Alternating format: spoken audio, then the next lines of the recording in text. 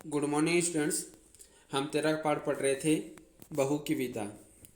बहू की विदा के अंतर्गत हमने पात्र परिचय पढ़े थे। जीवनलाल एक धनी व्यापारी होते हैं, राजेश्वरी होती हैं, वो जीवनलाल की पत्नी होती हैं, है ना। जीवनलाल और राजेश्वरी क्या हैं, दोनों आपस में पति पत्नी हैं। रमेश है वो जीवनलाल और राजेश्वरी का पुत्र होता है, और कमला और प्रमोद, रमेश और कमला ये दोनों पति पत्नी होते हैं, और कमला और प्रमोद ये दोनों भाई बहन होते हैं। तो ये हमने पात्र के अंतर्गत पढ़ा था। उसके बाद में यहाँ पर इसमें दहेज के बारे में बताया गया है कि प्रमोद है वो अपनी बहन को जब गोना होता है, जो पहला सावन होता है, उस पर लेने के लिए जाता है। तो वहीं जीवनलाल है वो प्रमोद की बहन को भेजने से मना कर देते हैं। प्रमोद की बहन का नाम कमला होता है, कमला को भेजने से मना कर देते हैं कि नहीं, आपने हमें दहेज नहीं दिया, इस कारण हम इसे नहीं भेजेंगे। पहले आप 5,000 रुपये दहेज के लेकर आओ, उसके बाद में हम इसको आपके साथ में भेज सकते हैं। तो वहीं प्रमोद और जीवनलाल के मध्य बातचीत होती रहती है कमला को लेकर के। प्रमोद है वो कमला को ले जाना चाहता है, और जीवनलाल है वो दहेज के रुपये लिए बगैर उसको भेजना नहीं चाहते। तो जीवनलाल प्रमोद से कहते हैं कि जब हम बारात में गए थे, वहाँ पर हमारे रिश्तेदार थे, घर के थे, संबंधी थे, सभी के सामने तुमने दहेज न देकर हम सबको बेइज्जत किया है, तो अब उस पर तो मरहम लगाना पड़ेगा। और मरहम के लिए जीवनलाल कहते हैं कि 5,000 रुपये तुम ला कर दो मुझे, तभी उस पर मरहम लग सकता है, और तभी मैं कमला को तुम्हारे साथ विदा कर सकता हूँ। फिर इसमें यहाँ पर प्रमोद जीवनलाल से कहता है कि क्या कमला तुम्हारी कुछ भी नहीं लगती। तो वो कहते हैं बेटी बेटी होती है और बहू बहू होती है ना। बेटी और बहू में जीवनलाल हैं वो अंतर करते हैं। तो वो कहते हैं तो इस प्रकार से क्या आपकी बेटी होगी, कोई आपकी बेटी से दहेज मांगे तो जीवनलाल कहते हैं कि कोई हमारी बेटी से दहेज मांगे तो हमने उनकी मांगे पूरी की हैं, है ना। ऐसे में हमारी बेटी है वो सुख सुविधा से परिपूर्ण है, लेकिन तुम्हारी बहन सुख सुविधा से परिपूर्ण तभी हो पाएगी जब तुम हमें 5,000 रुपये दहेज के लाकर दोगे। तो मना कर देते हैं और कहते हैं बेटी बेटी होती है और बहन बहन होती हैं। तो अंत में प्रमोद जाते समय जीवनलाल से कहता है तो मैं अपनी बहन से मिल भी सकता हूँ क्या। तो वो कहते हैं कि हाँ तुम मिल सकते हो। तो जीवनलाल अपनी पत्नी राजेश्वरी को आवाज़ देते हैं और कहते हैं कि कमला को बुला कर लाओ, उनका भाई प्रमोद उनसे मिलना चाहता है। और वो जीवनलाल प्रमोद से ऐसे भी कहते हैं कि तुम्हें अपनी बहन को ये भी बता देना कि अगली बार तुम कब आओगे और कितने रुपये लेकर आओगे। तो इतने में कमला आ जाती है। तो प्रमोद कहता है भारी स्वर में, भारी स्वर होता है कि एक निराशाजनक स्वर हो जाता है, दुख का स्वर होता है, वो होता है भारी स्वर। तो प्रमोद कहता है बैठ जाओ कमला। तो कमला पास ही बैठ जाती है।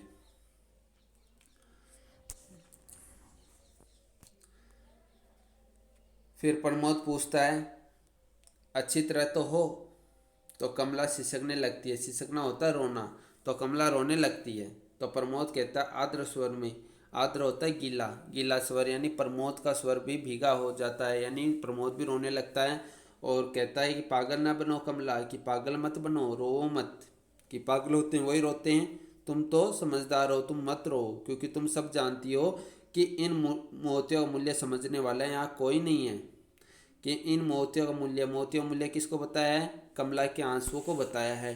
कि कमला रो रही है, उसकी आंखों से आंसू आ रहे हैं, तो उसको बताया मोती मोती। तो कहा है कि तुम जो ये आंसू बहा रहे हो, इन मोतियों का मूल्य यहाँ पर कोई समझने वाला नहीं है। पानी में पत्थर नहीं पिघल सकता, कि पानी, पानी किसको बताया है, आंखों से जो आंसू आ रहे हैं उसको पानी बताया है। और पत्थर किसको बताया है, पत्थर बताया है इन लोगों के हृदय को, जो किसी का दुख नहीं जान सकते, जो किसी का प्रेम नहीं जान सकते, उन लोगों को बताया पत्थर। तो कह रहा है पानी में पत्थर नहीं पिघल सकता, यानी ये लोग हैं, ये तुम्हारे आंसू देखकर पिघलने वाले नहीं हैं। तुम ये सोचती हो कि मैं रोने लग जाऊंगी तो क्या पता ये मुझे विदा कर देंगे, लेकिन ये वैसे लोग नहीं हैं, ये तो पत्थर दिल के लोग हैं। कमला सिसकती हुई कहती है भैया क्या। तो प्रमोद कहता है घबराओ मत, मैं जल्दी फिर आऊँगा और उस बार विदा अवश्य होगी, क्योंकि मैं चोट का मरहम लेकर आऊँगा। चोट का मरहम प्रमोद किसको बता रहा है? दहेज के 5,000 रुपये को बता रहा है कि मैं अब की बार आऊँगा तो दहेज के 5,000 रुपये लेकर के ही आऊँगा। तो उसको बताता है चोट का मरहम कि मैं चोट का मरहम लेकर आऊँगा। तो कमला न समझे ढंग से कहती है मरहम, यानी कमला समझ तो गई थी लेकिन न समझने के ढंग से कहती है। देखते ही वह सोचती है देख प्रमोद भी अपने को सच बताता है या नहीं।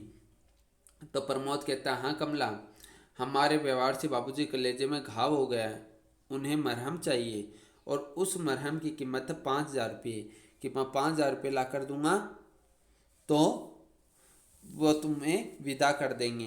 तो कमला चौंक कर के भाई की ओर देखती है कि वह आश्चर्यचकित हो जाती है। 5,000 रुपये तो बड़ी रकम है और प्रमोद के पास तो इस समय कुछ 1 रुपया भी नहीं है, तो 5,000 रुपये इतनी बड़ी रकम कहाँ से जुटा पाएगा। तो प्रमोद कहता तुम चिंता न करो कमला, मरहम का प्रबंध हो जाएगा। इस गिरे हाल में भी मकान 7-8 हज़ार रुपये में बिक ही जाएगा। कि मकान की कीमत कितनी बताए? 7-8 हज़ार रुपये। तो प्रमोद सोचता है मकान को बेच देंगे 7-8 हज़ार रुपये में, और जब 7-8 हज़ार रुपये में मकान बेचेंगे तो उसमें से 5,000 रुपये दहेज के दे दिए जाएंगे। तो उसके लिए कहता है मकान 7-8 हज़ार रुपये में तो बिक ही जाएंगे और 5,000 रुपये दहेज के भी दे देंगे। तो कमला कहती है व्याकुल होकर के आग्रह से, आग्रह होता निवेदन करना, तो व्याकुलतापूर्ण आग्रह से कहती है मेरी विदा के लिए घर न बेचना भैया, कि मेरी विदा के लिए घर मत बेचना। आपको मेरे सुख सुहाग की सौगंध। अब भाई बहन का प्रेम ही ऐसा होता है कि भाई अपनी बहन के लिए कुछ भी कर सकता है। तो घर तो एक मामूली चीज़ है। तो वह घर बेचने को तैयार हो गया था। तो कमला को लगा कि भाई तो मानने के लिए तैयार ही नहीं है। ऐसे में उसने सौगंध निकलवा दी कि तुम्हें मेरी सुख सुहाग की सौगंध, यदि तुमने घर बेचा तुम्हें घर नहीं बेचना है।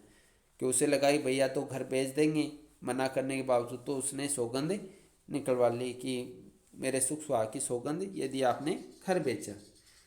तो प्रमोद कहता है यह क्या कह रही हो तुम?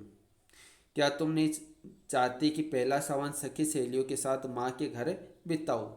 यानी पहला जो सावन होता है वो लड़कियां अपने पीहर में ही बिताती हैं, बहू होती हैं वो पीहर में ही अपना पहला सावन व्यतीत करती हैं। तो यहाँ पर भी वही बात है, पहला सावन आ रहा है तो ऐसे में प्रमोद अपनी बहन कमला को लेने के लिए जाता है और वह कहता है कि क्या तुम नहीं चाहती कि तुम्हारा पहला सावन है वो सखी सहेलियों के साथ माँ के घर में बीते? तो कमला कहती है किस लड़की की यह कामना नहीं होगी भैया, लेकिन उस कामना की पूर्ति के लिए इतनी बड़ी कीमत चुकाना कहाँ तक ठीक है।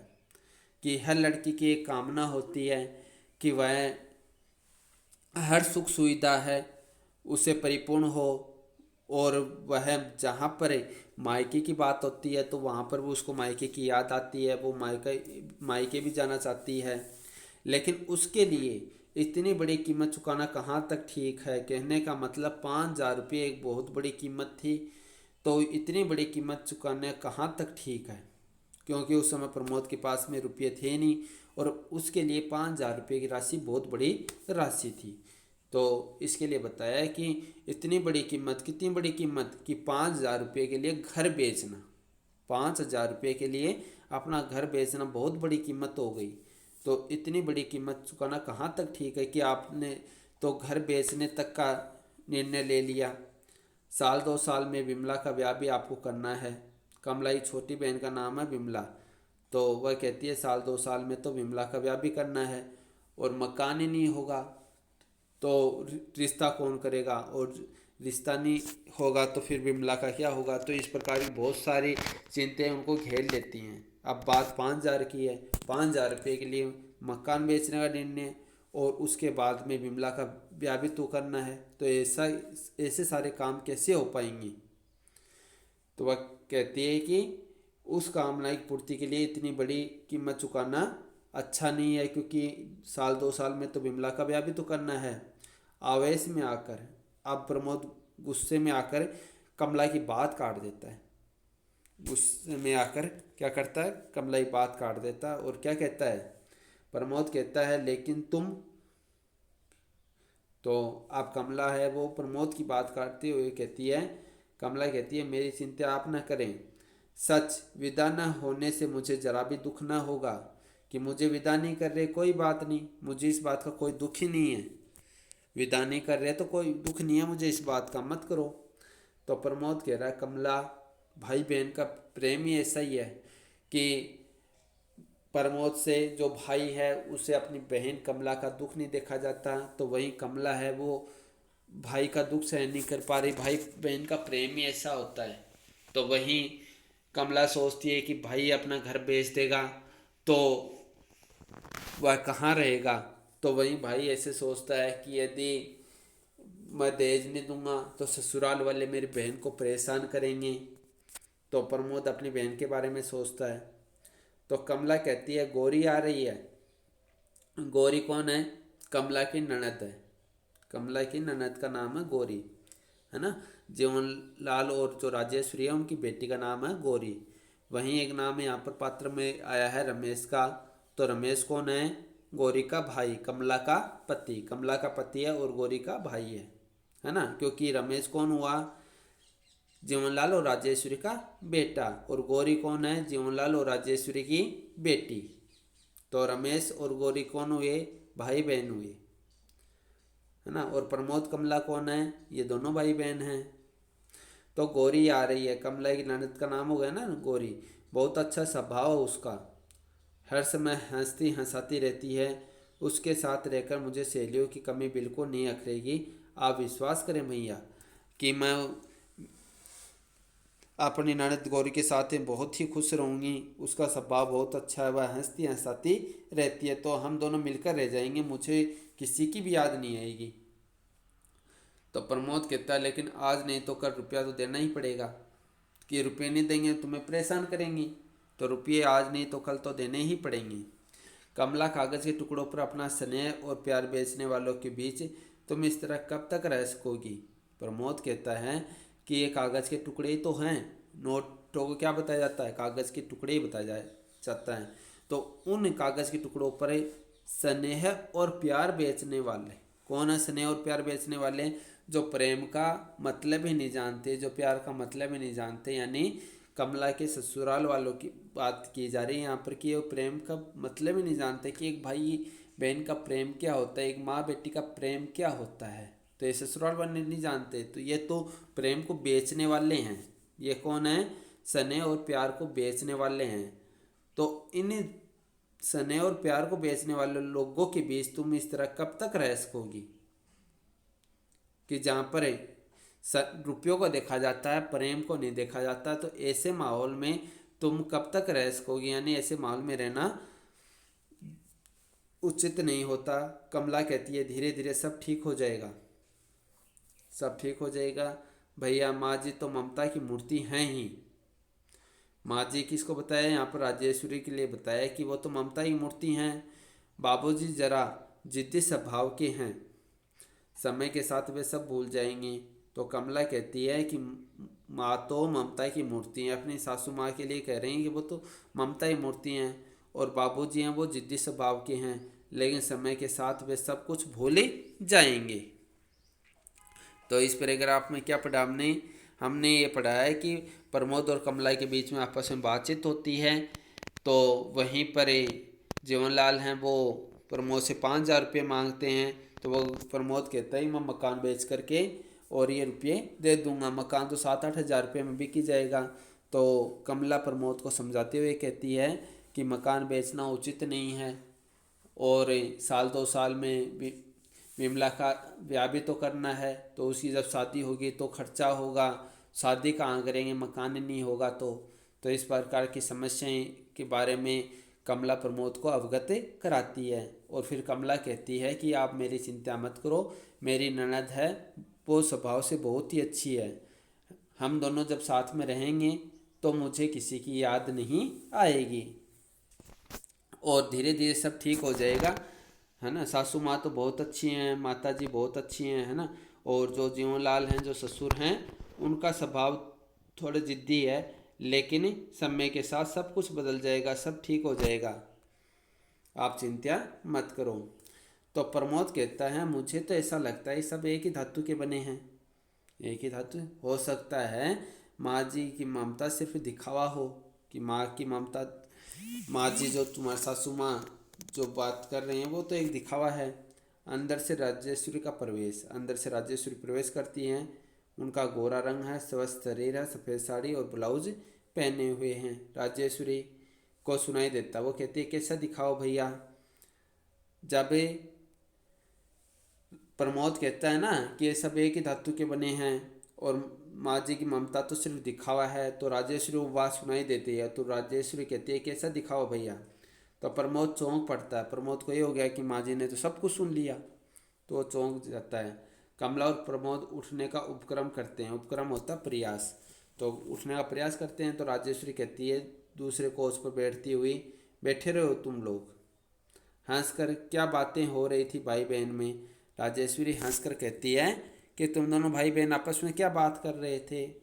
तो प्रमोद कहता है बस कुशल क्षेम पूछ रहा था। तो राजेश्वरी कहती है हाँ, विदा के लिए क्या कहा उन्होंने, कि कमला को विदा करना था ना, उसके लिए क्या कहा। प्रमोद मौन रहता है। मौन क्या होता है, चुप। मौन का अर्थ होता है चुप, तो प्रमोद तो चुप रहता है। कमला दृष्टि नीची कर लेती है। तो राजेश्वरी कहती है समझ गई, अपनी जिद के सामने तो वे किसी की सुनते ही नहीं। अपनी जिद तो पूरी करते हैं, किसी की नहीं सुनते। जब तुम्हारी चिट्ठी आई थी तभी मना कर रहे थे, मैं तो समझाते समझाते हार गई। क्या कहा उन्होंने। प्रमोद अभी मौन है, यानी प्रमोद ने आने से पहले एक चिट्ठी लिखी थी, उस समय भी उन्होंने मना कर दिया कि 5,000 रुपये दहेज के नहीं दिए उन्होंने, तो हम भी इसको विदा नहीं करेंगे, यदि रुपये लेकर आएगा तो ही विदा करेंगे। वो उस समय भी तो राजेश्वरी ने उन्हें बहुत समझाया, लेकिन वो समझने वाले कहाँ थे। अब वो पूछती है क्या कहा उन्होंने, तो प्रमोद अब भी मौन रहता है, चुपचाप रहता है। तो राजेश्वरी कहती है मुझसे शर्म कैसी, मेरे लिए जैसा रमेश वैसे ही तुम, बोलो कितना रुपया चाहते हैं वे। अब राजेश्वरी पूछती है कि कितने रुपये मांगे। तो प्रमोद कहता है जी जी रुपये की तो कोई बात नहीं, वे तो। प्रमोद यहाँ पर झूठ बोलने का प्रयास करता है, लेकिन राजेश्वरी को सब पता रहता है। तो राजेश्वरी कहती है प्रमोद की ओर गूढ़ दृष्टि से, बोलो कितना रुपया लेकर वे विदा करने को तैयार हैं, चुप क्यों हो बताओ। तो प्रमोद कहता धीमे धीमे मतलब धीरे से और उदास स्वर में कहता 5,000, कि वो 5,000 रुपये लेकर के विदा करना चाहते हैं। तो 5,000 रुपये, प्रमोद के पास तो रुपये नहीं थे, है ना, तो 5,000 रुपये तो बहुत बड़ी रकम थी। तो 5,000 रुपये लेकर वो विदा करना चाहते हैं। तो राजेश्वरी कहती है बस मैं देती हूँ तुम्हें रुपये।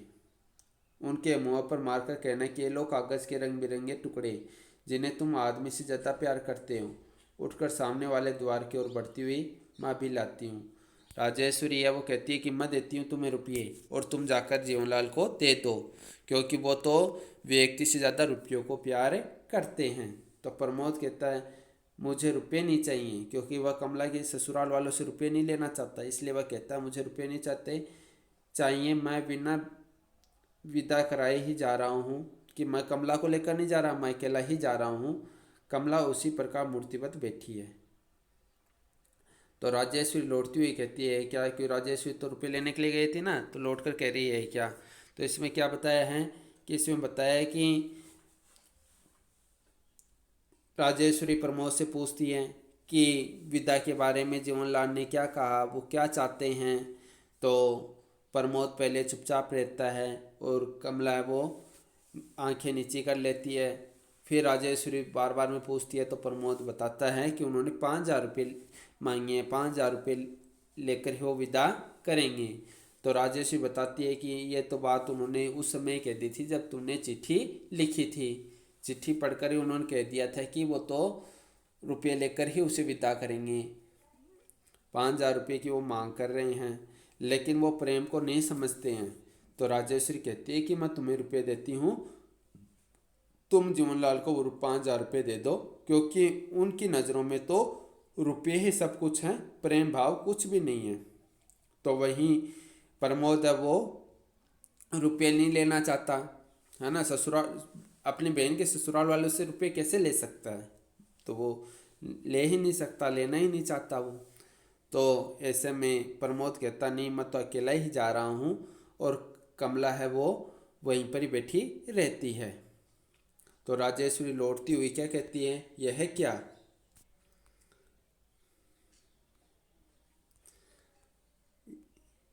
यह क्या कह रहे हो बेटा, मेरे रहते विदा न हो, यह कभी नहीं हो सकता। कि माँ हूँ ना, ये विदा कैसे नहीं होगी? मैं माँ हूँ, माँ के दिल को समझती हूँ। भारी स्वरों में, जिस तरह उतावली होकर मैं गौरी की राह देख रही हूँ, उसी तरह तुम्हारी माँ भी कमला की राह देख रही होगी। नहीं, विदा जरूर होगी, तुम अकेले नहीं जाओगी। यानी इसमें बताया गया है कि एक माँ ही होती है जो माँ का दर्द जानती है। यहाँ पर राजेश्वरी भी एक माँ है, उसकी भी बेटी है, तो वह जानती है कि एक बेटी को जब ससुराल वाले परेशान करने लगते हैं तो उस बेटी पर क्या गुजरती होगी। तो वह सब जानती है। तो वह कहती है कि मेरे रहते विदा ना हो, ऐसा तो हो ही नहीं सकता, कमला विदा जरूर होगी, क्योंकि मैं भी तो एक माँ हूँ और माँ के दिल को समझती हूँ। मैं भी तो उतावली होकर गौरी की राह देख रही हूँ, उसी तरह तुम्हारी माँ भी कमला की राह देख रही है। तो विदा कैसे नहीं होगी? वो भी माँ है तो मैं भी एक माँ ही हूँ। नहीं, विदा जरूर होगी, तुम अकेले नहीं जाओगे। तुम अकेले नहीं जाओगे तो कौन जाएगा साथ में? कमला जाएगी साथ में। कमर से कुंजा गुच्छा निकालकर कमला की ओर बढ़ाती हुई कहती है, जा बेटी, तिजोरी से रुपये निकाल ला। तो राजेश्वरी है, उसमें एक माँ की ममता है और उसी को वह दिखाती भी है और अपनी चाबी और गुच्छा कमला को देती है कि जाओ उसमें से रुपये निकाल लाओ। कमला गुच्छा लेने के लिए हाथ आगे नहीं बढ़ाती कि वह ऐसा कैसे कर सकती है कि ससुराल वालों से रुपये लेकर के अपने भाई को कैसे दे सकती है। ये बात भी कमला भी एक कार्य नहीं कर सकती है, इसलिए वह चाबी और गुच्छा नहीं लेती है। प्रमोद खिड़की की ओर मंद गति से बढ़ता है, मंद होता धीमी गति से। तो ये पाठ आपके समझ में आया होगा इतना। आज हम इतना पढ़ेंगे और बाकी का पाठ है हम कल पढ़ेंगे। धन्यवाद।